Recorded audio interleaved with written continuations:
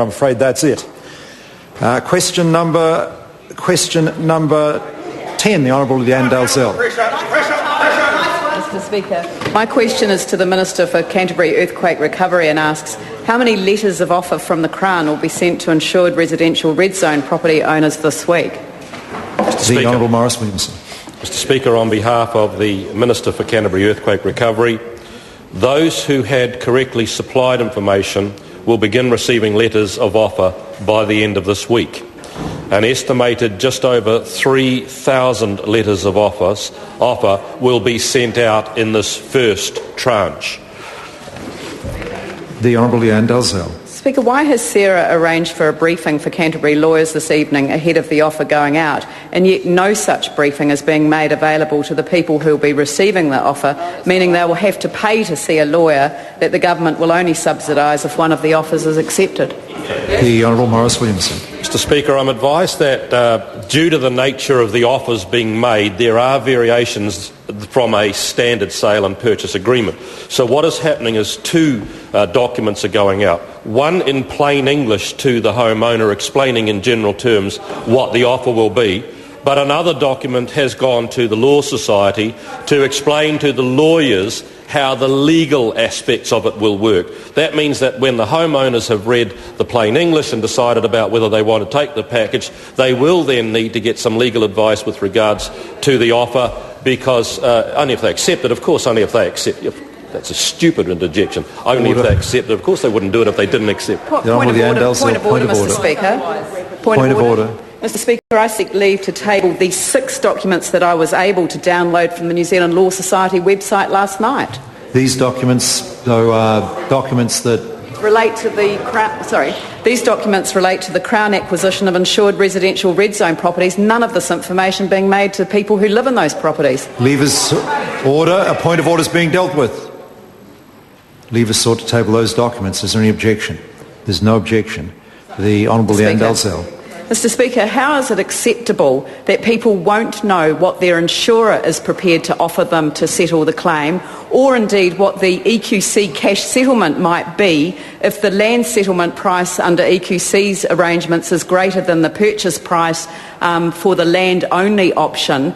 How is that acceptable that an offer will go out from the government before any of that information is known to the person receiving the offer?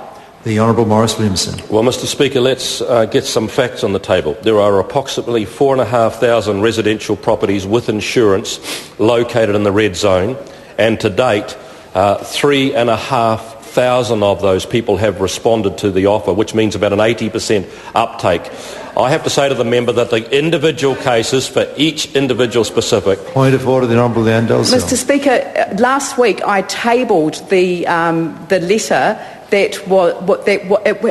has been no response to the offer. The offer hasn't gone out yet. The Minister just said that 3,500 people have responded to the offer. This is what is frustrating to people in the red zone. They have signed a consent form only to receive the offer. The member is debating the issue, and I do sense her frustration because it sounds like different things are being talked about here. And what I'd invite the member to do to overcome this problem is maybe invite her to repeat the question, because I accept the question as a serious question, as genuine public interest, just to make sure the Minister is responding to answering exactly the issue the member is raising. Honourable Lianne Dalziel. Sorry, point of order, Mr Speaker. I didn't have that question written down, so it may not be exactly word for word. My question to the Minister is, how can it be acceptable for the government to send the offer that's being sent tomorrow to people who don't have the information from the insurer as to how much they would cash settle the building and contents part of the offer, and when they don't know whether the EQC land settlement is greater than the purchase price if they just accept the land offer? How can that be acceptable? The Honourable Maurice Williamson. Mr Speaker, I'm going by advice, but the advice I have is that the offer documents that go out will lay out the process, but then people will need to get advice from their lawyers, and that is why the documents that the Law Society posted on their website had the technical and legal explanations on it, and it will be only then that the homeowners will determine whether they go ahead with the package.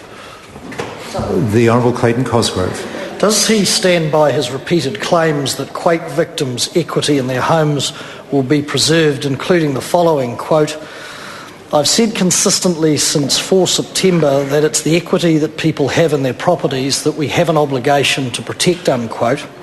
Given that many Kaiapoi residents in the newly announced today red zone have calculated that accepting the government's purchase offer will mean they are out of pocket by over $100,000 and they have no alternative.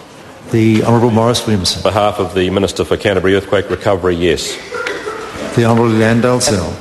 Is the Minister aware whether the offer document that will be sent to homeowners in the residential homeowners in the red zone, will that offer contain details about how much the EQC calculation for the land settlement would be if the cost exceeded the cost of repairing the land? Because it seems to me that if the Minister doesn't know the answer to that question, then there is a fundamental flaw in the government's offer, and that all of the information will not be with the homeowner when they receive the offer. The Honourable Maurice Williamson. Speaker, as I said in the answer to the principal question, those who correctly supplied information will begin to receive letters of offer by the end of this week, and the details of that offer will be in that letter. Question number 11, Nikki Kay.